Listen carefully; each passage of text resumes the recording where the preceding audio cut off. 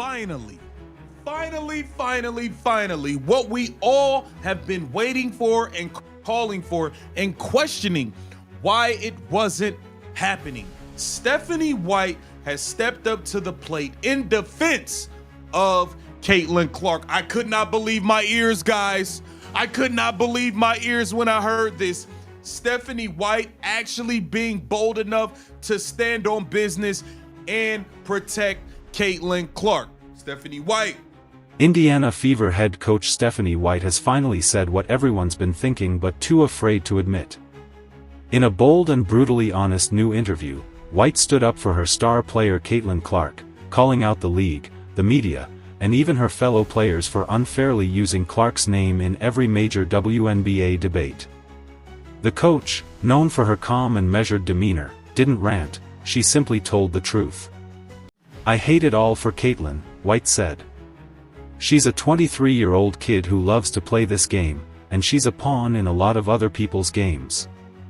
That single line hit harder than any soundbite this season because it captured exactly what fans have been noticing for months. Caitlin Clark, who has carried the Fever and brought millions of new viewers to the WNBA, has become the center of every controversy, from salary disputes to media favoritism, despite rarely saying a word. And then Caitlin Clark kind of getting brought into that, Caitlin Clark responding to it. What has been your overall assessment of that dialogue and as it relates to your star player? Yeah, I mean, I hate it all for Caitlin. I feel like, she's a 23-year-old kid who loves to play this game, who is a pawn in a lot of other people's games and a lot of other people's narratives, and I hate that for her. We're coming into a time in the WNBA where we're kind of part of the growing pains of becoming quote unquote mainstream professional sport is some of this stuff. White's remarks come as the league is in the middle of tense collective bargaining agreement, CBA, discussions, and Clark's name keeps being dragged into those conversations by others. White's frustration was clear. She's seen Clark take physical hits on the court and verbal ones off it, yet continue to carry herself with grace and professionalism. White didn't just defend Clark, she called out the league's entire leadership structure. "We need leadership that reflects where we are as a league," she said, an unmistakable jab at Commissioner Cathy Engelbert without saying her name. And it is Stephanie White talking about Caitlin Clark being brought up in a lot of these conversations in CBA by other people and not her speaking herself. And I think this is a really interesting one. And it's clear from this answer, I've already listened to this, it's very clear from this answer that Stephanie White clearly and Caitlin Clark, there's clearly a level of person, like they clearly really like each other as people. Engelbert has faced growing criticism from players and coaches for her handling of league issues, from officiating inconsistencies to dismissive comments about Clark's influence. Stephanie White's message is simple but powerful: the WNBA is at a crossroads. The league has momentum, thanks in large part to Clark's star power, but it's also dangerously close to alienating both players and fans.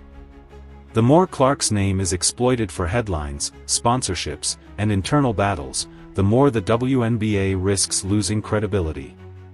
"We're part of the growing pains of becoming a mainstream league," White said, reflecting on her own journey from a player in the league's early days to now coaching during its biggest boom.